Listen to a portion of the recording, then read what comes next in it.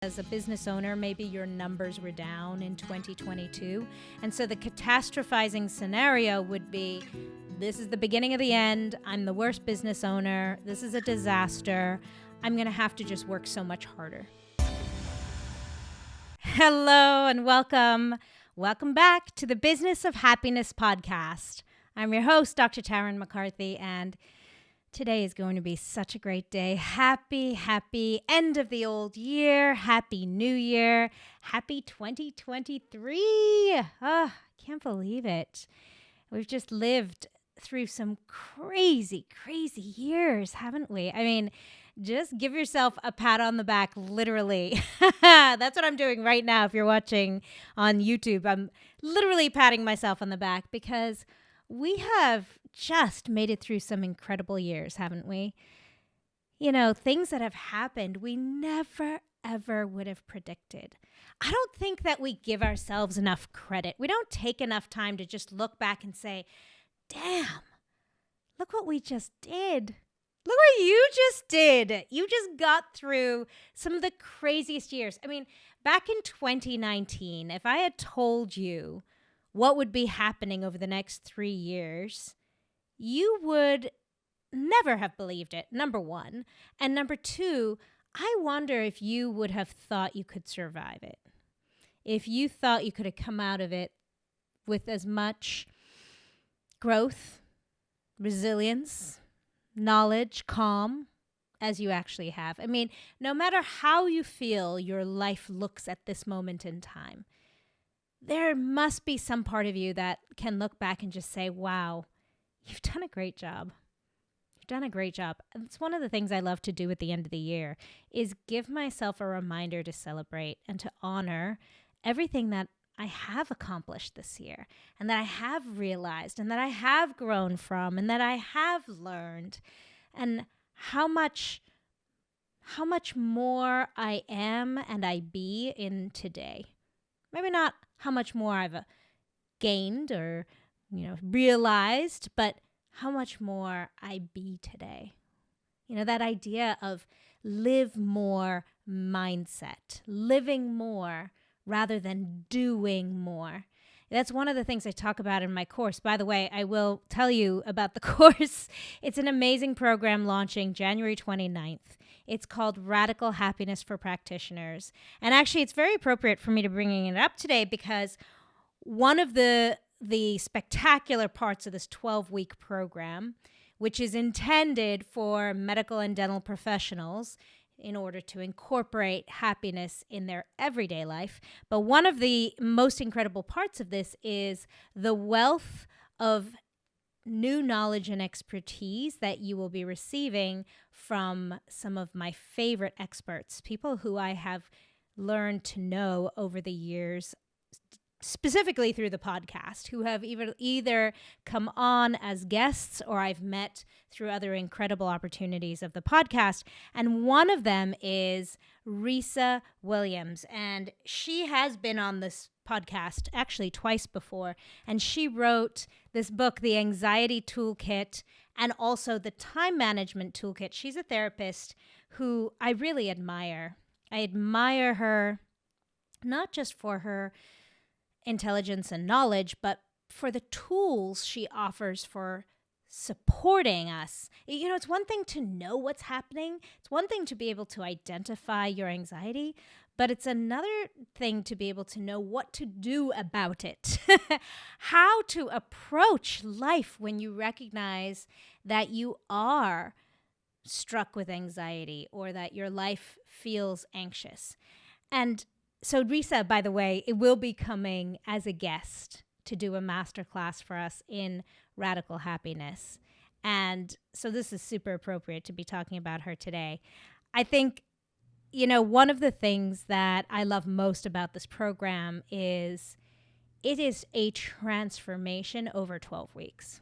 I promise you that you will not complete the program the same person you started the program as.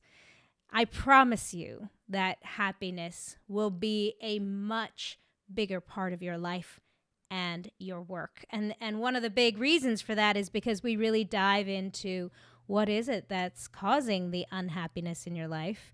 And then what are the tools to access the power that is within you to reach for happiness and fulfillment in medicine and dentistry?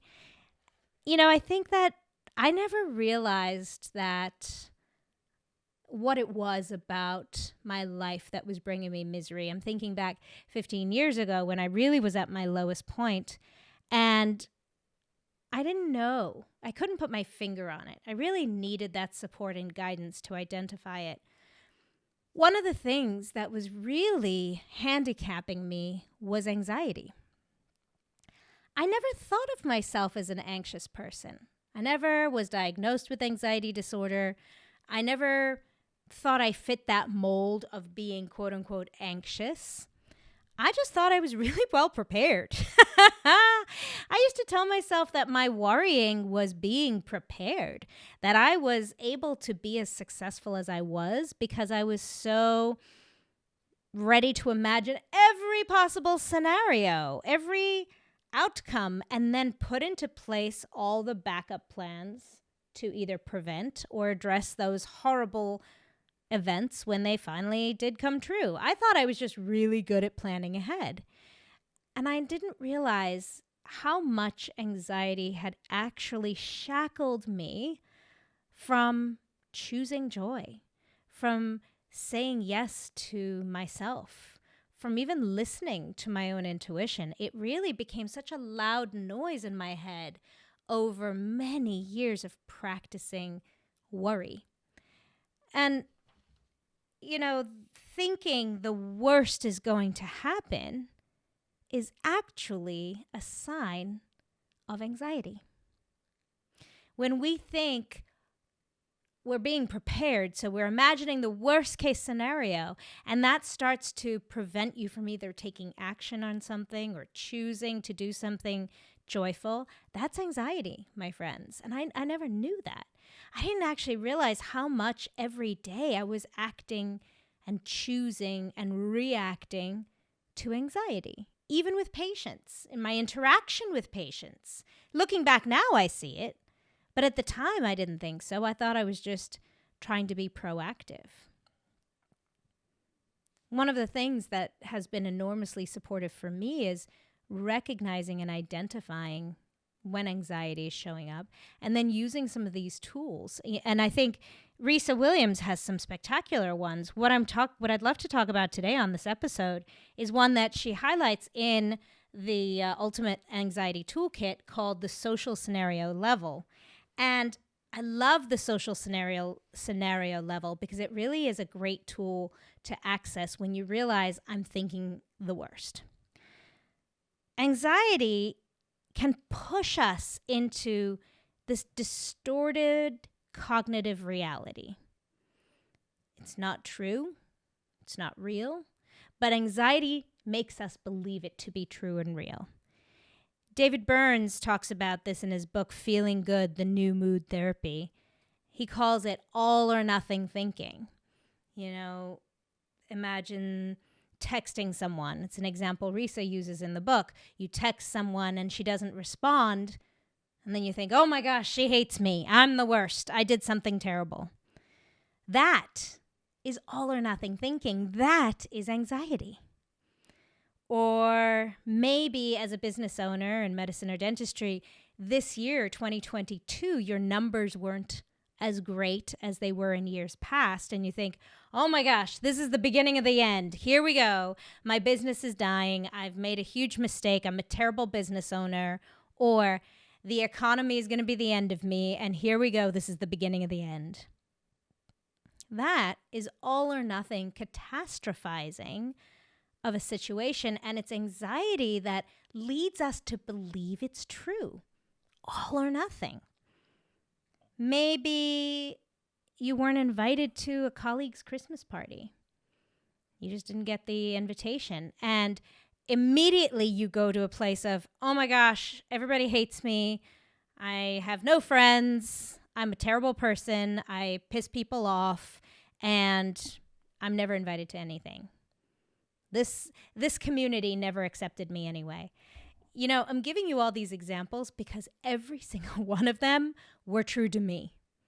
There's definitely a time in my life where I went to the worst case first. It was always difficult for me to tease myself back again. In fact, the way I did it was escape. I didn't even recognize I was doing it, but I just felt so bad about myself that I actually would do anything to feel better, whether it was eating, binge eating, drinking, yelling at someone, watching, movies back to back just to escape. Anything to just stop feeling so bad about myself, because the catastrophe that I was imagining was around the corner, that this event that had just happened was an indicator of a huge catastrophe around the corner. It was so stressful and anxiety provoking for me that it stopped me from being able to take positive, creative, ingenuitive, joyful action. I mean, even just that, I say joyful, it's such an extreme. I couldn't even imagine being happy in that moment. It was more just like, how can I even access my own intelligence? How can I even just access calm? Even that seemed so far away.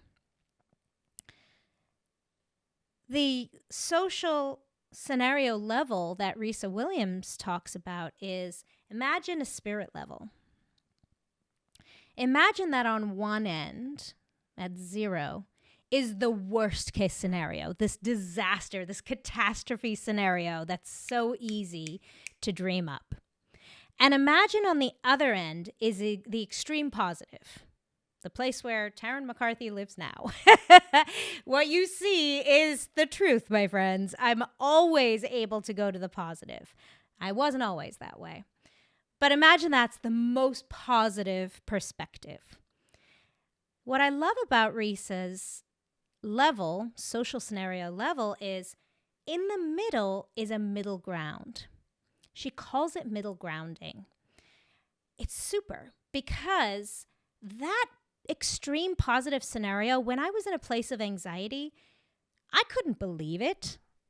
It didn't feel real, didn't feel possible. This is when we feel like, I mentioned this in a few podcast episodes ago, positive affirmations just fall flat. They don't work. Or happy people in our lives get annoying. We get this idea of toxic positivity. It's because this extreme positive perspective feels so outlandish, we can't even wrap our heads around it, let alone believe it to be true. So middle grounding gives us a sense of a little bit better than the catastrophe, but maybe a little bit more believable or realistic than this positive scenario. What do I mean? Let's take those examples I just used. So we started with an example of she didn't text me back, and on the 0 end of the level, we'll have, I'm a terrible person, she hates me, I said something wrong. And as I'm even speaking this example, aren't you doing what I'm doing, which I start spinning out of control. I'm thinking, what can I do to fix it? What did I say last week? Let me scroll back over the last few texts. Maybe it was a text I sent. What was my tone last time? I mean, we get into such a dark place, don't we? It's one of those places that I call the rabbit hole of hell. Tracy Litt told me about that. The rabbit hole of hell is just spinning round and round and deeper and darker into worse and worse catastrophe scenarios.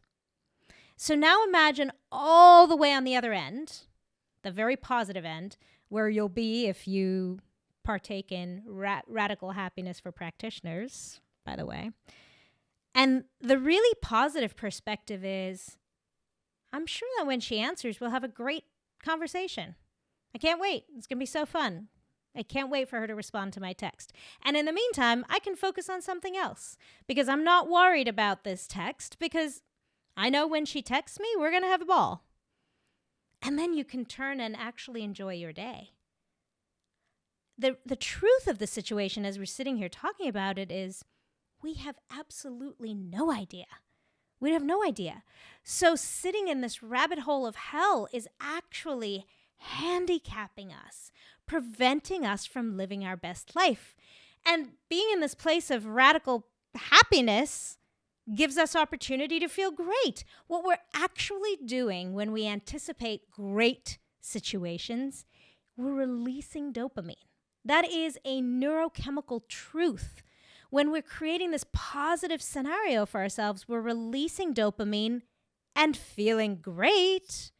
Then I want to go work out. I want to start writing my book. I want to text more people. I want to think about my patients the next day. When I'm in that positive place with dopamine flooding my brain, I feel great. But sometimes that's too hard to reach for. So middle grounding is imagining a scenario somewhere in the middle. That's neutral. That's not very negative and not very positive. It's just kind of neutral. So maybe in this situation, it would look like she's probably busy right now and being distracted. Totally believable. Doesn't tell me I'm bad. Doesn't tell me it's going to turn out phenomenally. Just, she's probably busy right now. And it's neutral enough for me to believe it, even if I'm a little anxious.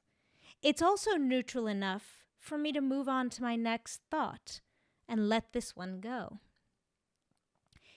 There's also a million scenarios all along that ruler, that level.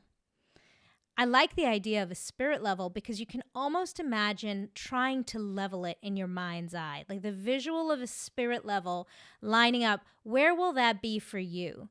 And maybe on a day-to-day basis, that leveling happens in a different place on the level. Maybe it's feeling a little bit more negative or a little bit more positive, but it's always on a continuum. You know, another thing that Risa talks about in terms of the neurobiology of what's happening when we give ourselves a really positive expectation is that flow of dopamine is very impactful. But sometimes when we've set up expectations so high and we don't see them in our reality, the fall can be really drastic and we actually become more depressed or more anxious. We feel worse because the expectation of the dopamine hit was so high, and when it didn't deliver, boom, we bottom out. So this idea of middle grounding actually keeps us more even. So let's take another example here.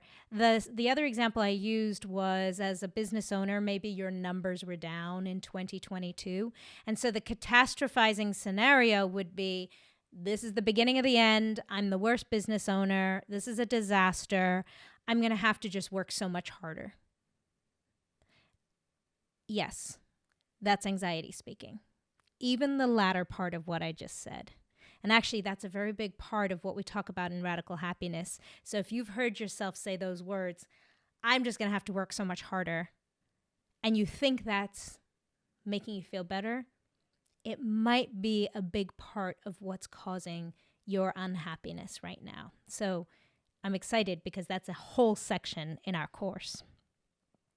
But for now, let's use that as an example. Now imagine the extreme positive end of the spirit level is, I'm so excited for 2023.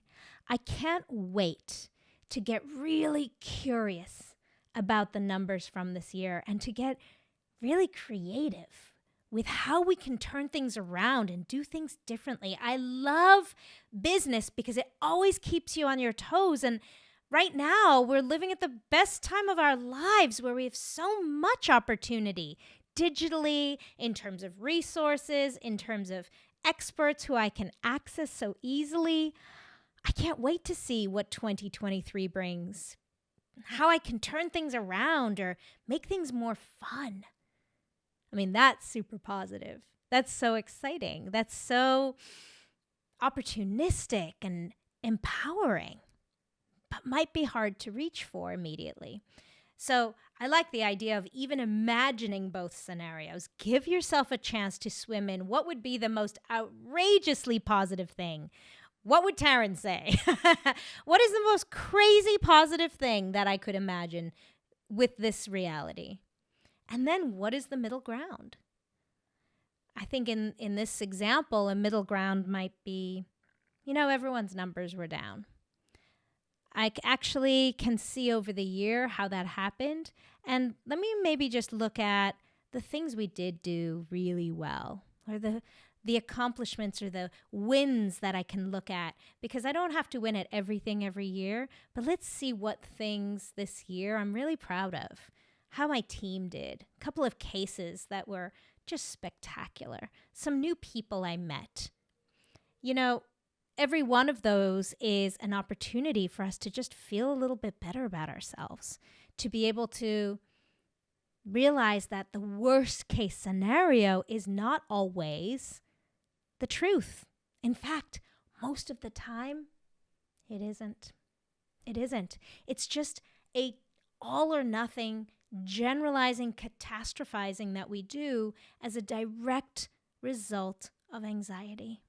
Having this idea of the spirit level, though, allows us to see it a little bit differently. And then, of course, I think the most important thing is how to incorporate it into your body, how to really understand the neurobiology of what's going on and use that understanding to your strength, to literally reignite your parasympathetic nervous system, to put yourself in a place where your anxiety is calmed, and to physically have the tools to bring you back to a space of response instead of reactivity. That's the magic. That's the magic. But I love this idea of the social scenario level and having an idea of a middle ground. Risa calls it middle grounding. I think that's really powerful because sometimes we just can't reach for the most high level, highest energetic feeling.